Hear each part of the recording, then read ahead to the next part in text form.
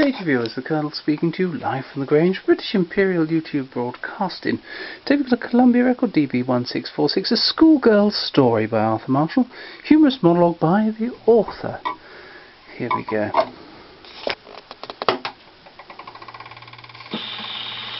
It was the day of the annual cricket match against Studway Towers, and King Sol was in jocular mood as the school filed out for the mid-morning break. "Jover's girls," cried Elspeth Maccabee, "the clerk of the weather has turned up trumps and no mistake. Let's risk a pie jaw from Mademoiselle and cut along to inspect the wicket. We shall be late for syntax, but no matter, I've swatted up my irregulars." "By Jiminy, Elspeth," exclaimed Mabel Durrant, the cricket captain, "I'm fearfully bucked with the team for this afternoon.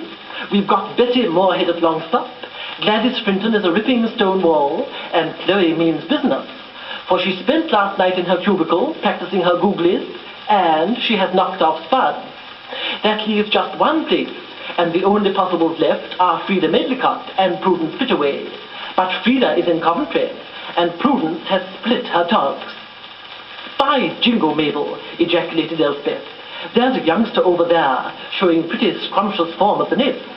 It's that new girl, Mary Loveday, and she's simply trouncing the games mistress."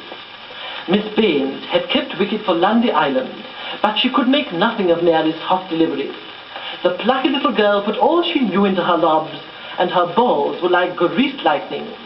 Finally, an extra specially fast one caught Miss Baines plumb on her bump of locality, and she sank to the ground, splitting her infinitives.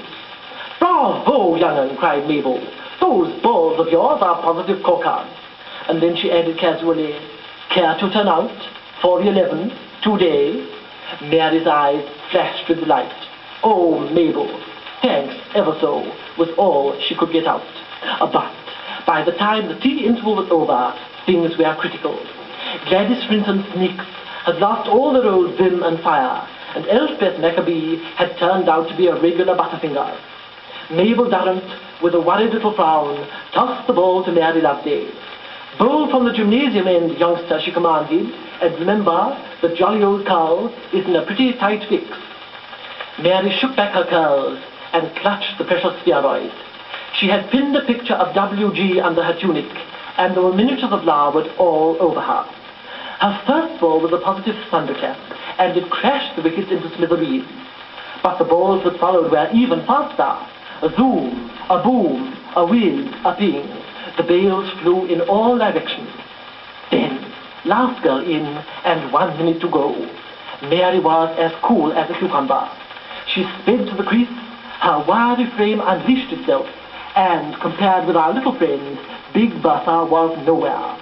The ball screamed its way through the air and struck the batsman right on the spur of the moment. Later that evening, Mabel Durrant raised her cup of steaming cocoa.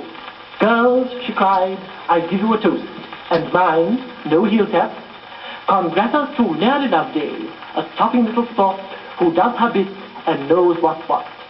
And the comforting liquid poured in rich floods down their tingling gullets. Well, first time I've ever heard of a schoolgirl's tingling gullet, but there we are. There's always room for improvement. Thank you viewers and goodbye.